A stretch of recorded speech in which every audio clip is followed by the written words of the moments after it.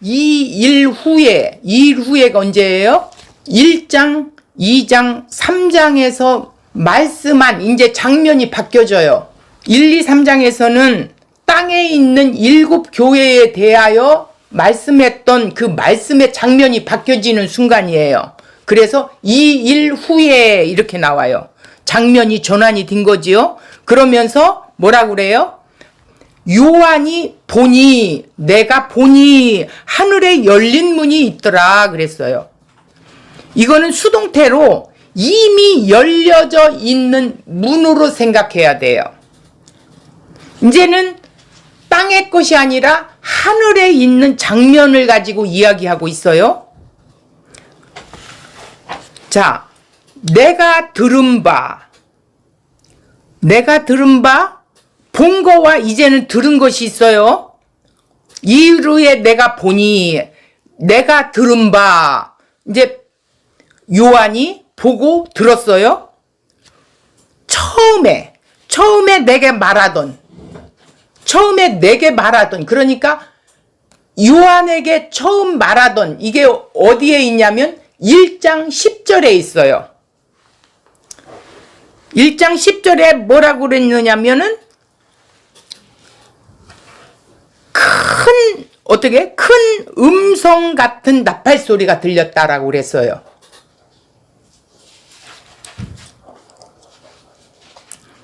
그 음성이 이르되 누구의 음성이에요?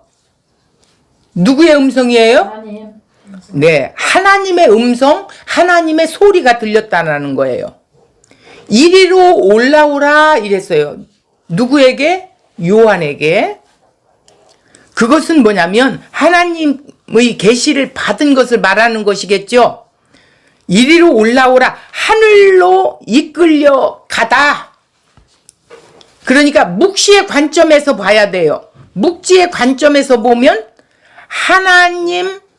하나님과 앉아있다, 함께 앉아있다 라는 것이라는 거예요. 그러면서 동일하게 또 이후에가 나오지요. 이후에 마땅히 일어날 일들,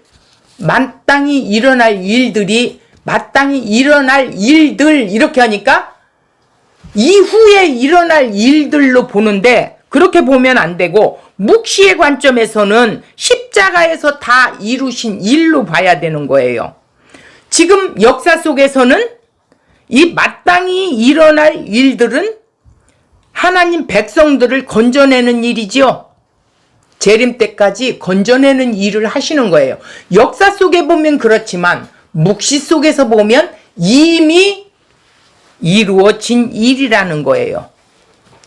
그 일을 반드시 요한복음의 6장 39절에 뭐라고 하냐면 내게 주신 자 중에 내가 하나도 잃어버리지 않고 마지막 날에 다시 내가 살린다라는 거예요. 하나도 잃어버리지 않겠다라는 거예요. 아버지께서 내게 주신 자는 한 사람도 잃어버리지 않고 다 주님이 다시 살리신다. 이것은 묵시 속에서 볼 때 완성된 일이에요. 자, 2절을 넘어가 보겠습니다. 내가 곧 성령에 감동되었더니, 요한이 지금 성령에 감동이 되었어요? 그러니까 요한이 성령 안에 있다라는 말입니다. 보라, 하늘의 보좌를 베풀었다라는 거예요. 그러니까 하나님의 열린 문이 있는데 그 보좌가 펼쳐져 있더라, 이 소리예요. 이 보좌라는 뜻을 알아야 돼요. 보좌라는 것은 상징적으로 하나님의 왕권을 상징하고 통치를 상징하는 거예요. 그래서 그 영광과 위엄과 그 하나님의 어미하심을 표현하는 거예요. 즉 하나님 나라를 말하는 거예요. 이 보좌를. 그 무엇을 보았다고? 예수께서 그 왕권을 가지고 통치하시는 분이심을 보았다라는 거예요. 여기서 앉아있다. 그런데 히브리서 12장 2절을 보면 보좌 우편으로 이렇게 표현을 하고 있는데, 우편이나 앉아 있으나 이것은 무슨 상징으로 말을 하냐면, 앉았다라는 거는 평안하지요. 이 일을 하나님의 뜻을 다 이루고 마쳤다. 십자가에서 다 마쳤다. 라는 표현을 생각해야 돼요. 앉았다라는 것은. 자, 3절을 가겠습니다. 앉으신 이의 모양. 그러니까 예수님의 모습이 이와 같다라는 거예요. 이와 같다지 이렇다가 아닙니다. 보석과 홍보석 같고, 같다가 아니라 같고 그랬어요. 무지개가 있어 보좌에 둘렀는데 그 모양이 녹보석 같더라 이랬어요. 보석이 아니라 그렇게 같더라, 그렇게 보이더라 이 소리예요. 무지개는 뭐냐? 약속, 언약을 의미하는 거예요.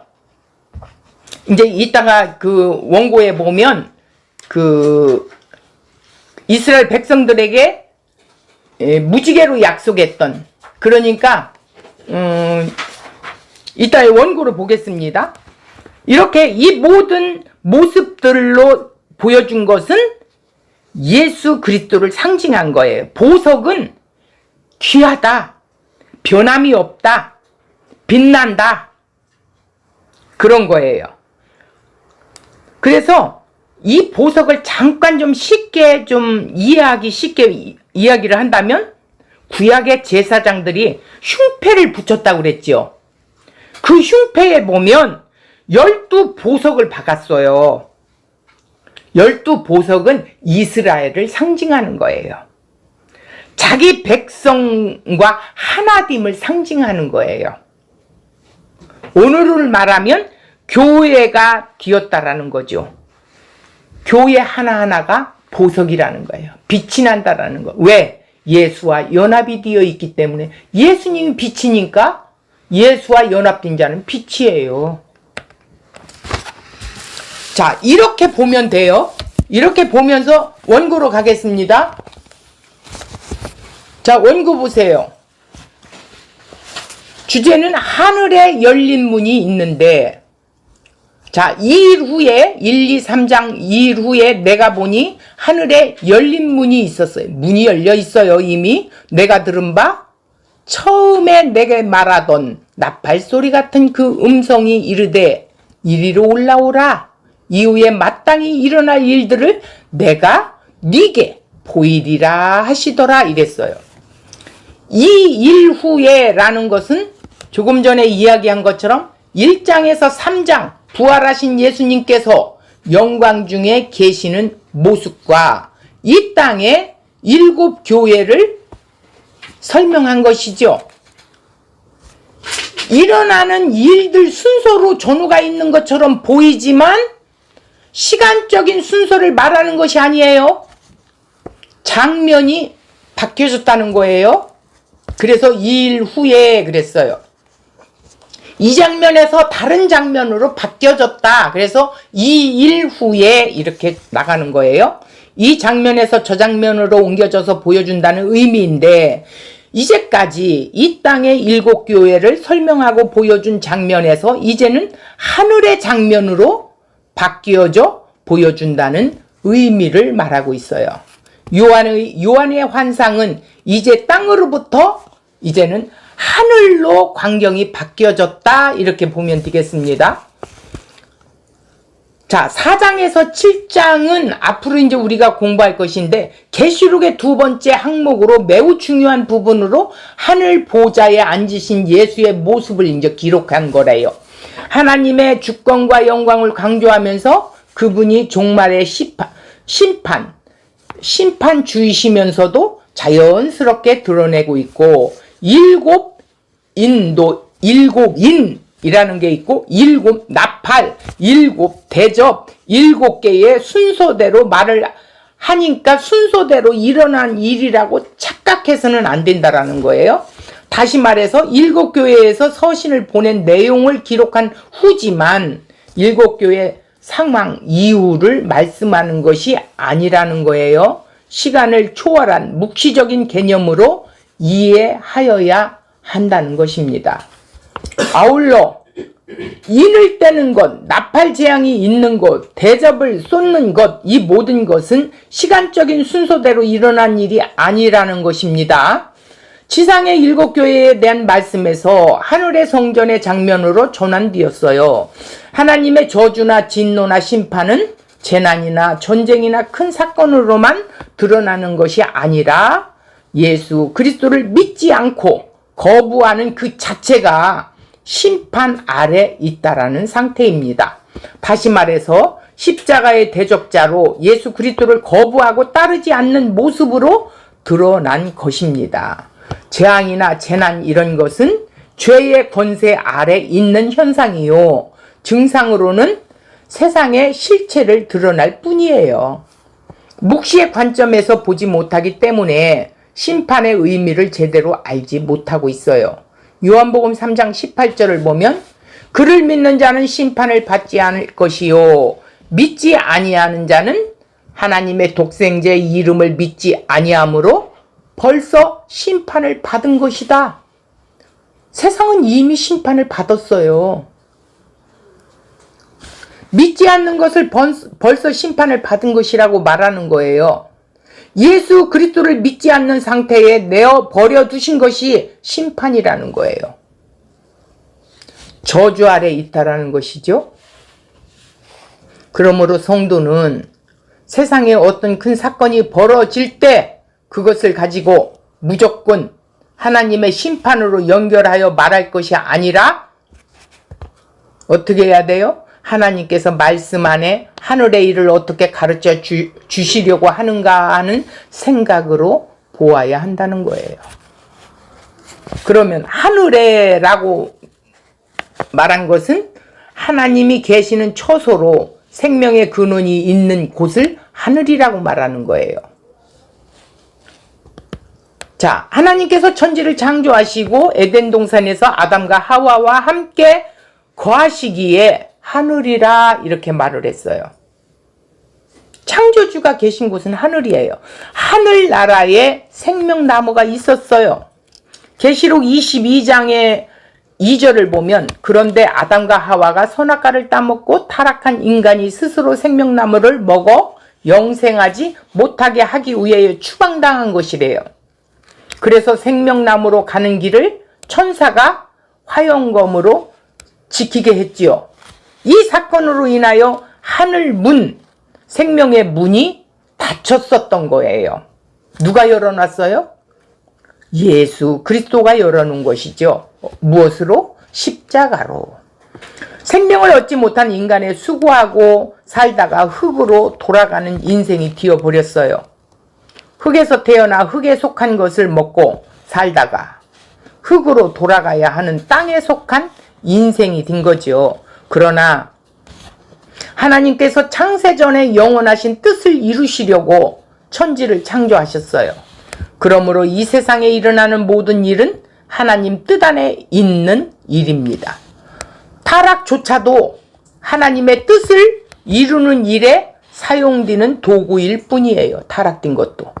창세전에 그리스도 안에서 택하신 자가 있다라는 것이죠. 그리스도의 희생을 통한 구원을 보여주시려고 아담과 하와가 무화과나무로 만들어 입은 옷 대신에 뭘로 만들어줬어요? 짐승의 가죽옷을 지어 입혔어요. 그러니까 피를 흘려 그 가죽을 빼낸 것은 예수 그리스도의 십자가를 상징하는 거예요. 이러한 내용이 그의 희생으로 하늘의 생명을 주시는 일이며 하늘의 열린 문이 된 거예요. 하늘에 열린 문이 있는데 수동태라고 그랬죠? 이미 열려져 있는 문이다. 요한이 봤을 때 이미 열려 있었다는 것입니다. 선악의 나무를 취한 인간은 땅적 존재로 하나님의 진노와 저주 아래 땅에 갇힌 존재예요. 하늘은 땅을 용납하지 않는 상태가 되었어요. 인간이 스스로 하늘을 열고 하나님께 나아갈 수 있는 방법이었습니다. 유일한 방법으로 하나님 편에서 하늘을 여시는 거예요. 예수님이 십자가로 여신 것이죠. 요한이 하늘의 열린 문으로 이끌려 들어가서 하나님의 뜻이 어떻게 다 이루어졌는지를 보고 이렇게 기록해 두었어요. 우리가 성령의 역사로 성령의 말씀이 이해되고 믿어진다라는 거예요. 처음엔 내가 말하던 나팔소리 같은 그 음성이 들렸대요. 1장 10절에 표현되었던 큰 음성을 가리키는 건데, 나팔소리 같은 그 음성은 출애굽기 19장 16절, 셋째 날 아침에 우레와 번개와 빽빽한 구름이 산 위에 있고 소리가 매우 크게 들리니 진중에 있는 모든 백성이 다 떨더라. 모세가 하나님을 맞으려고 백성을 거느리고 진에서 나오매 그들이 산기슭에 서 있는데, 이렇게 출애굽 때 하나님께서 모세를 통하여 이스라엘과 언약을 맺으시는 장면을 배경으로 한 건데, 그것이 아니라 예수 그리스도를 통한 언약이 완성된 이 계시의 말씀을 미리 앞당겨서 보여주신 거예요. 예수님이 그 언약을 통해 완성된 이 계시록의 말씀을 미리 앞당겨 보여주셨다라는 거예요. 이 장면을 역사 속에 계속 주셨다는 뜻이죠. 모세를 통해 시내산 언약을 통해 주어주신 일은 먼저 미래의 일이 아니라는 거예요. 하나님은 그 안에서 생명 구원을, 자기 언약을 보여주셨던 거예요. 그 속에서 이미 계시록의 복음을 시내산에서 다 보여주신 거예요. 시내산에서, 그러니까 약속을 한 거지요. 예수를 통해서 이렇게 할 것이라는 걸. 은혜를 입은 자는 시내산의 언약의 현장을 복음의 현장으로 받아들이게 된다라는 거예요. 우리도 하늘의 열린 문에 본 일들이 이미 이루어진 것으로 믿게 되는 거예요. 하늘의 열린 문이 보이는 자들의 공통점이 있어요. 어떠냐? 하늘에 열린 문이 있는데 내가 들으니 이리로 올라오라. 세상에서 되어진 일을 보여줍니다. 결국 요한은 하늘에 앉아서 세상에 되어질 일을 바라보고 있었어요. 이것이 하늘에 앉아 세상을 사는 신자들이에요. 우리가 이렇게 살고 있습니까? 이미 묵시 속에서 우리는 하늘에 앉아 있는 상태예요. 누누이 말한 것처럼 예수와 십자가에서 함께 죽었어요. 그리고 함께 일으키셨어요. 그리고 예수와 함께 앉았어요. 그래서 이미 묵시의 세계 속에서는 하늘에 앉아있는 자예요. 우리는 우습게 생각하면 안 돼요. 얼마나 이게 귀한 일입니까? 이러한 말들이 십자가의 본질을 이해하지 못한 자에게는 허황된 말로 들리겠지요. 그들에게 있어서 현실은 눈에 보이는 세상의 전부이기 때문이에요. 그러나 에베소서 2장 5절을 보면 허물로 죽은 우리를 그리스도와 함께 살리셨고 너희는 그 은혜의 구원을 얻은 것이라. 또 함께 일으키사 그리스도 예수 안에 함께 하늘에 앉히시니.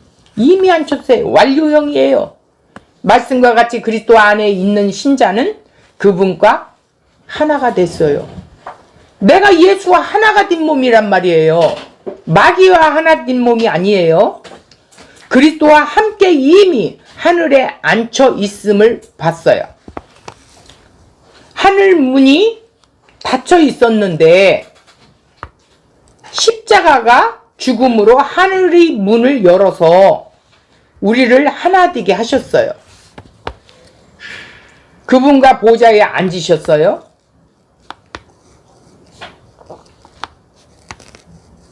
우리도 그분과 함께 그 자리에 참여하게 되었어요. 이 은혜를 아는 자에게 세상이 현실이 아니라 하늘에 앉아있는 것이 현실인 실상인 자가 한 몸 된 교회이고 성도라는 것입니다. 이리 올라오라. 하늘에 올라간 것으로 하나님의 계시를 받은 것을 말하고 있는 거예요. 하늘로 이끌려 가서 이렇게 봐야 돼요. 여기에서 이후에 마땅히 일어날 일들을 보여주십니다. 이후에 마땅히 일어날 일들이라고 하는 이유는 요한이 십자가 이후에 계시를 받기에 십자가 이전으로 거슬러 갔기에 이후에 될 일이라고 이렇게 표현을 한 겁니다. 그러나 이미 십자가로 다 이루어진 일이기에 4장 1절에서 20장 6절도 지금 있는 일이라는 것이죠. 4장 1절에서 20장 6절까지는 예수께서 십자가에서 무엇을 다 이루으셨는지를 요한에게 알려주시면서 그 십자가로 다 이루어진 일을 다시 오실 때까지 이루실 것을 보여주고 있다. 그리고 재림은 20장 7절에서 22장 21절에 나오는데 하나님이 사람이 되셔서 그 십자가로 사단을 이기신 것이지요. 그러므로 예수님 재림의 소식은 지금 핍박과 환난 중에 있는 성도들에게 두려움이 아니라 기쁜 소식이다. 우리가 이 땅에서 힘들고 때로는 지치고 쓰러질 것 같지만 언젠가는 우리는 이 하늘에서 영원히 이 고통 없이 살 날을 기쁜 소식으로 받아들여야 된다라는 거예요. 이것이 없다면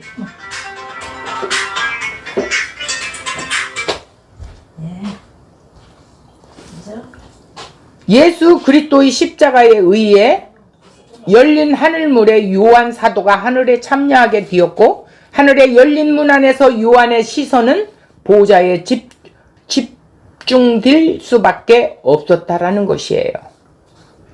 계시록 1장 1절 반드시 속히 일어날 일들, 반드시 되어져야만 하는 일들이라는 뜻이에요.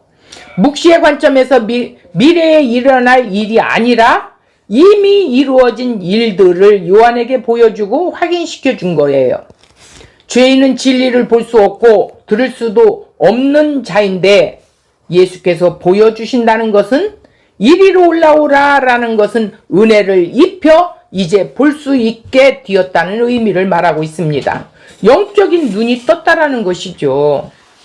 마땅히 일어날 일들은 십자가에서 다 이루신 일, 몸된 교회와 하나님 나라의 임과 그 십자가의 일이 다 증언되고 나면 주님의 재림의 일까지 되겠지요.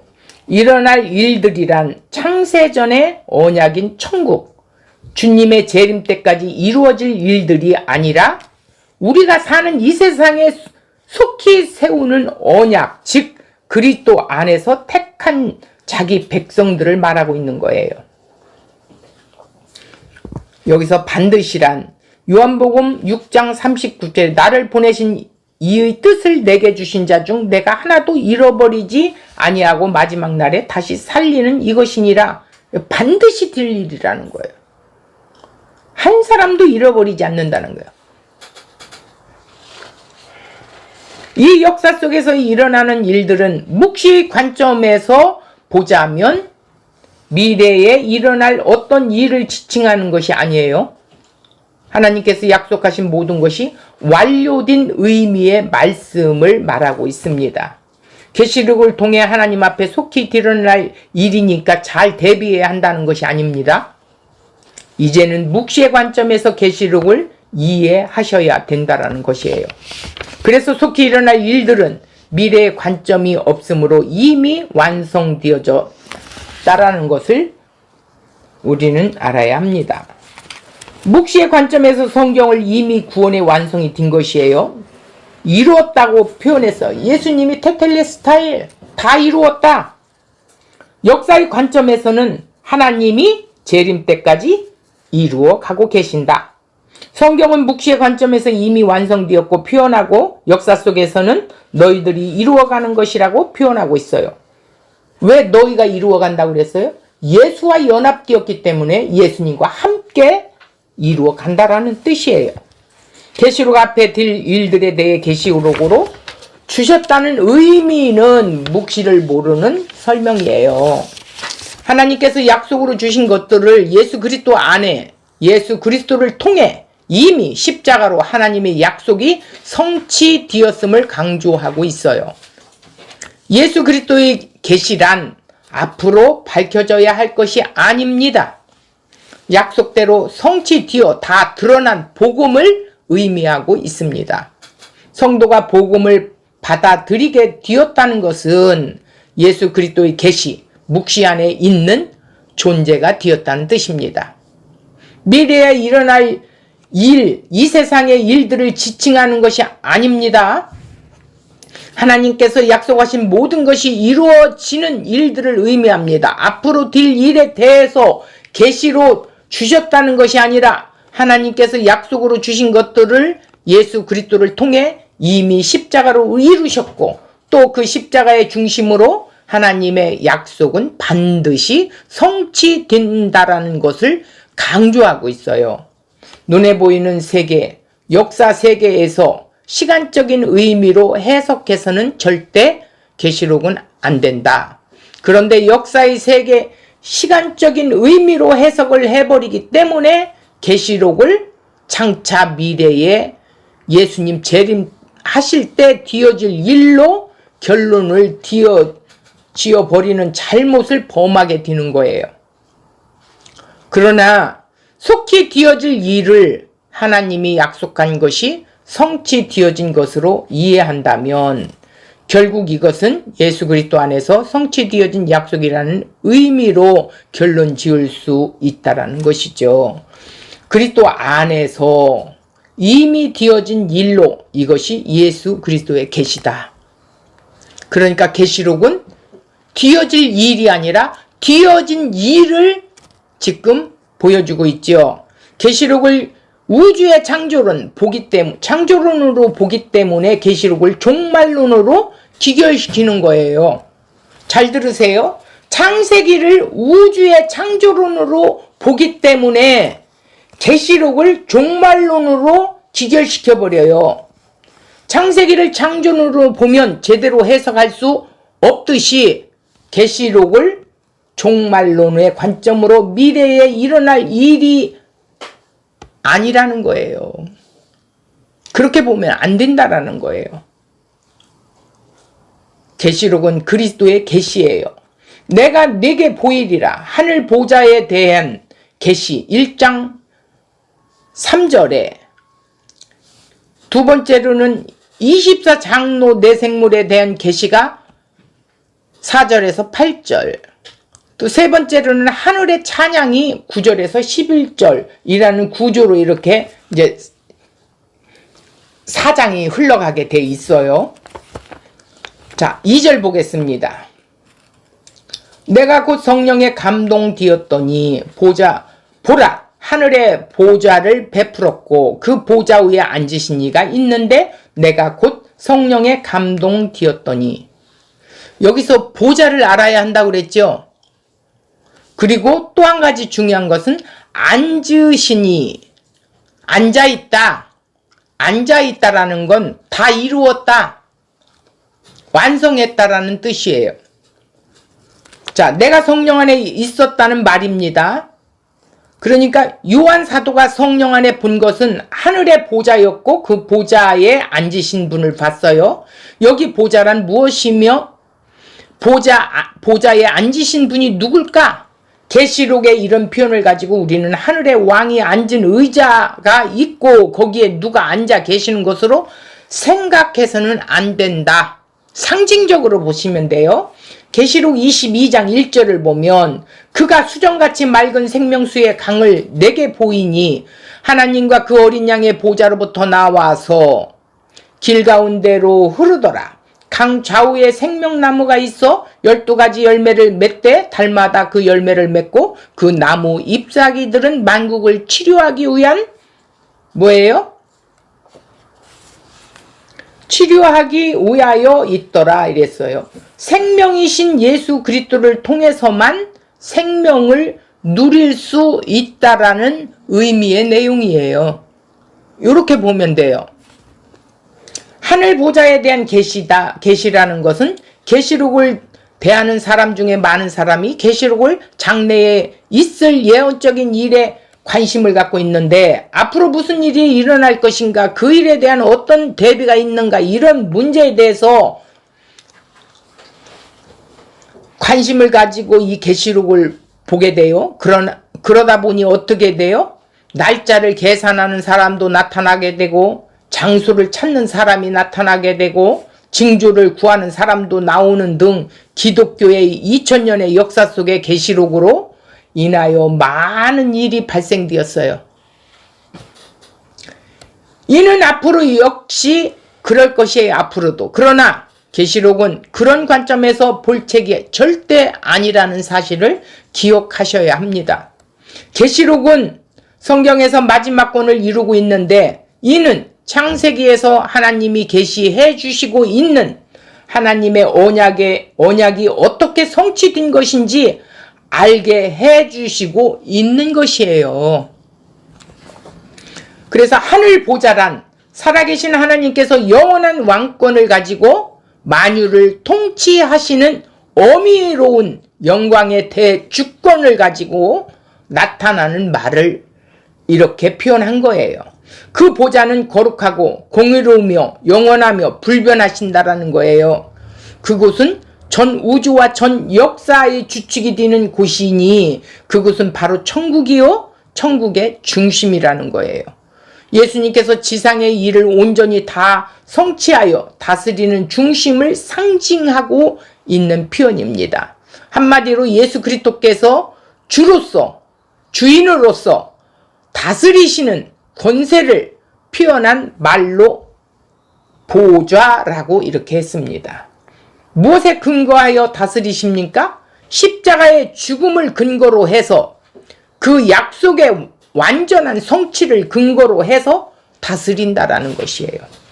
그래서 보좌란 예수 그리스도 그분이 앉아 계신다는 것입니다. 요한 사도가 하늘에 참여할 수 있었다는 것은 어린 양 예수 그리스도의 죽음에 근거한 거예요. 하늘에 열린 문에 참여하게 된 자는 예수와 한몸 된 교회 성도들이 기라는 거예요. 열린 문에 참여할 수 있는 자들이에요. 이미 그 열린 문에 들어가 있어요. 문이 누구예요?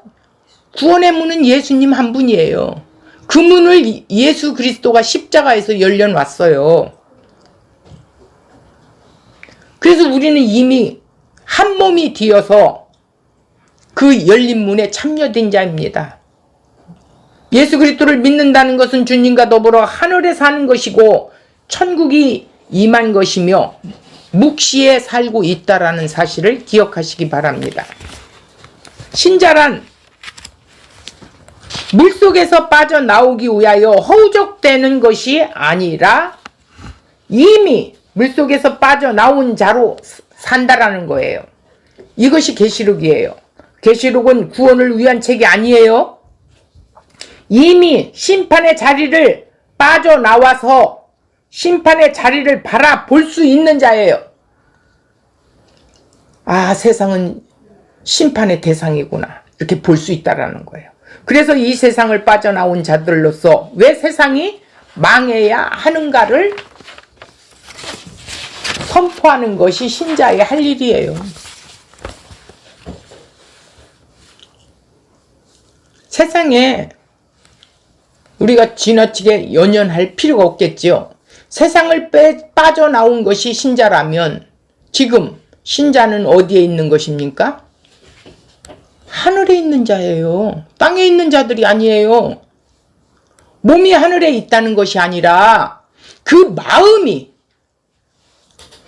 예수와 하나가 되어 있어서, 성령과 하나가 되어 있어서 하늘에 있다라는 사실을 항상 기억하시기 바랍니다. 그러면 우리가 힘을 받아요. 어떤 어려움 속에서도 힘을 받게 돼요. 우편이란 영광과 권능과 힘으로 다스리신다는 상징적인 거예요. 진짜 우편이 아니라는 말입니다. 그리고 예수 그리스도 그분이 생명의 근원이고 그 생명을 누리는 상태를 하늘나라로 묘사하고 있어요. 히브리서 12장 2절을 보니까 믿음의 주요 또 온전하게 하시는 이인 예수를 바라보자. 그는 그 앞에 있는 기쁨을 위하여 십자가를 참으사 부끄러움을 개의치 아니하시더니 하나님 보좌 우편에 앉으셨느니라.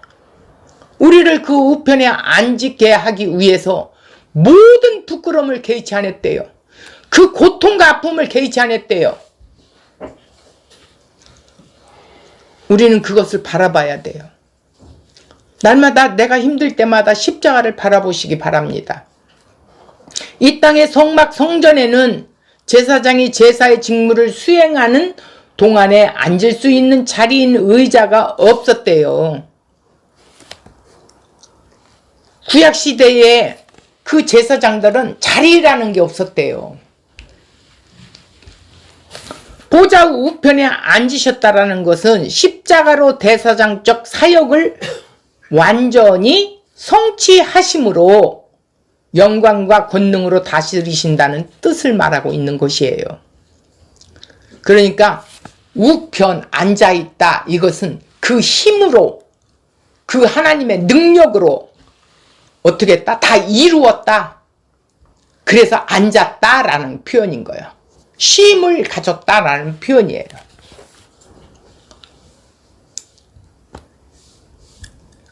앉았다라는 일이 다 완성되었다. 그림으로 보는 게 아니라 상징적으로 우리는 항상 봐야 된다고 말했어요. 자, 마지막 3절 봅니다. 앉으신 이 모양이 백옥과 홍보석 같고 또 무지개가 있어 보좌에 둘렀는데 그 모양이 녹보석 같더라 그랬어요. 앉으신 이의 모양이 보는 것을 의미하고 있어요. 요한이 본 것은 보좌에 앉으신 분에 대한 광경이었어요. 요한의 눈에 들어온 보좌에 앉으신 분이 얼마나 영광스러운지 그 모습이 마치 다이아몬드 벽옥 같고 홍보석 같고 루비 같다는 거예요. 아름답고 찬란한 빛이 나고 있었다는 거예요. 앉으신 이가 벽옥과 홍보석으로 보였다라는 거예요. 그렇게 보였다라는 뜻이에요. 보석이 아니라. 그리고 무지개가 보좌를 둘러싸고 있었는데 그 광경이 마치 녹보석처럼 빛이 에메랄드 같이 나타나는 것 같았대요. 그렇게 보였대요. 그러니까 보좌에 앉으신 분을 이와 같이 각종 보석을 사용하여 묘사하고 있는 것은 보좌에 앉으신 하나님에 대한 표현을 말하고 있고, 보석은 하늘 성전의 보좌, 에스겔서 1장 26절에 나오고 에덴 동산의 창세기 2장 11절에서 12절에 나오고 제사장의 흉패에 또 이 보석이 나오는데 출애굽기 28장 17절에서 20절이 나와요. 새 예루살렘에서 이사야서에 보면 54장 11절 12절에 관련하여 등장하고 있어요. 이렇게 예수 그리스도를 보석으로 표현하고 있다는 것은 자기 백성들과 하나 된 모습을 표현하고 있다. 그러니까 우리도 예수와 하나가 돼서 빛이 난대요. 그렇게 귀하다는 거예요. 나를 그렇게 귀하게 생각해야 돼요. 예수 그리스도와 어떻게 해요? 함께 완성된 새로운 이스라엘, 즉 자기 백성들과 하나 된 모습을 이렇게 표현한 거예요. 또 무지개가 있어 보좌에 둘렀는데 보좌에 앉으신 이를 보석과 무지개로 표현하고 있어요. 그러면 보좌에 앉으신 분이 하나님이신데 하나님이 보석이라는 말은 아니라는 걸 좀 전에 이야기했죠. 그래서 보석과 같다라고 한 거예요. 보석의 특징을 보겠어요. 아름답고 변하지 않고 귀하기에 하나님의 보좌를 보석과 같다고 표현한 거예요. 그리고 무지개가 보좌에 둘렀다고 했어요. 보좌에 무지개가 둘러 있는 것은, 무지개는 언약을 상징하는 것이죠. 무지개가 있어, 이것은 창세기 9장 12절을 보면 돼요. 하나님이 이르시되 내가 나와 너와 및 너희와 함께 있는 모든 생물 사이에 대대로 영원히 세우는 언약의 증거는 이것이니라. 13절 내가 내 무지개를 구름 속에 두었나니 이것이 나와 세상 사이 언약의 증거니라 이랬어요. 홍수로 심판을 받은 후에 하나님께서 노아와 그 아들들에게 언약을 체결했어요. 땅에 있는 동안 물론은 심판하지 않겠다는 언약의 표가 무지개였습니다. 홍수에서 살아남은 것은 하나님의 은혜를 입었기에 방주를 만들었다는 것이죠. 노아 홍수 이후 노아가 정결한 짐승의 피를 흘려 제사를 지냈어요. 그 향기를 받으신 하나님께서 무지개 언약을 맺으심으로 물로 심판을 하지 않으신다고 하셨다라는 언약이었습니다. 노아 홍수를 통하여 온 세상에 심판하신 하나님께서 무지개 언약을 세우신 것은 정결한 짐승의 희생에 보여주시듯이 예수 그리스도의 희생 안에 머무는 자만이 심판에서 구원을 받을 수 있다라는 것을 보여주시는 것이지요. 예수의 대신 희생을 믿지 않음이 곧 심판이에요.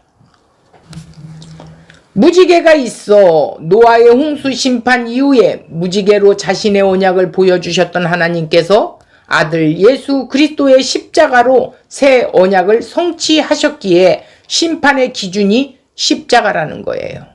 그러므로 무지개란 최종적인 심판을 표시하는 상징이 되고 또한 어린 양이신 예수 그리스도 그분이 심판주가 되신다는 것을 의미하고 있어요. 이런 점에서 무지개가 있다는 의미가 무엇인가요? 예수 그리스도 그분이 보좌에 앉아 계시고 그분이 보석으로 보였습니다. 이것을 그분이 십자가로 말미암아 하늘문을 여셔서 이제 열린 문 안에 온전히 성전으로 예수 그리스도로 그분의 존재하신다라는 것이죠. 그분이 혼자 덜렁 계시하는 것이 아니라 각종 보석으로 보였다는 거예요. 그 보석을 바로 제사장의 흉패에 붙여놓은 12지파 상징을 보석이라고 하는데 그것이 바로 이스라엘이라는 거예요. 결국 예수 그리스도의 그분이 십자가의 죽음으로 새로운 이스라엘로 자기 백성들과 하나 된 상태인 새로운 이스라엘의 그 모습을 보여주고 있다라는 것입니다. 그것이 바로 예수 그리스도로 하나 된 상태인 교회와 성도를 말하고 있는 거예요. 그러면 오늘 우리는 어디에 앉아 있는 것입니까? 예수 그리스도와 함께 보좌에 앉아 있는 거예요. 왜? 본문에서 무지개를 굳이 표현하고 있습니까? 언약이 완성되었고 노아 홍수의 심판이 지났다는 것이다. 즉, 그 홍수의 심판을 통과한 자들이라는 거예요. 그들과 하나 된 상태, 그 보좌의 보석으로 앉아 계시는 예수 그리스도를 설명하는 표현이에요. 우리가 십자가에 죽을 때 그분과 함께 심판 아래 있었어요. 그 심판 안에 함께 죽었어요. 하나님이 우리를 생명으로 다시 살리셨습니다. 그래서 심판을 통과한 자들이죠. 그래서 무지개가 있어 라고 표현한 거예요. 오늘날 교회는 예수 그리스도와 더불어 날마다 십자가의 죽음으로 심판을 통과하는 그들이 교회라는 사실입니다. 그들이 성도지요. 오늘 우리는 날마다 십자가의 죽음을 통과하는 것이에요. 날마다 하나님의 생명으로 살리신 것이지요. 이것이 교회예요. 그래서 나는 매일매일 죽노라 그러는 거예요. 내가 살아있으면 안 돼요. 교회는 고정된 건물이 아니에요. 그 십자가에 내가 죽었어요. 그 십자가 안에 죽은 나를 하나님이 생명으로 살리신 거예요. 그 고백을 하는 자들이 성도요, 즉 교회입니다. 이 생명을 십자가의 죽음으로 다시 확인하여야 한다라는 거예요. 아, 내가 십자가 안에서 살아났구나. 늘 우리가 예수 그리스도와 하나 된 교회로 성도라면 요한 사도와 같이 성령 안에 있게 된 것이라는 거예요. 또 하늘을 사는 존재가 되었다는 거예요. 하늘에 산다는 것은 뭐예요? 하늘, 어느 구석에 사는 것이 아니에요. 예수 그리스도의 믿음 안에 산다라는 거예요. 그래서 이렇게 계시록은 심판의 자리에서 빠져나온 자가 심판의 자리를 보는 관점에 기록된 거예요. 심판받을 자가 그 심판 속에서 건져 나와서 이제 그 심판의 자리를 다시 볼 수 있다라는 의미를 말하고 있는 거예요. 그래서 요한사도를 성령을 통하여 이끌려 끌어냈다라고 그랬어요. 그래서 따라서 성도는 이 땅의 일들을 보면서 왜 심판의 기준이 십자가인가를 늘 확인해야 하는 자들이에요.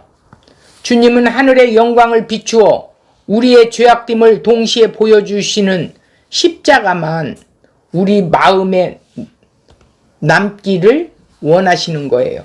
그래서 우리 삶 속에 하나님이 들립시스를 하는 거예요. 고통을 주는 거예요. 그 고통을 통해서 예수를 바라보라는 거예요. 고통에서 허우적거리지 말라. 나를 바라봐라. 내가 너를 지금 들립시스하고 있다. 너를 짜내고 짜내서 십자가만 보이게 나타나게 하기 위해서 고난과 시련을 주신다라는 거예요. 왜? 사랑하는 자식이기 때문에 그렇다는 거예요. 살려야 되니까. 하나님만을 바라보라고.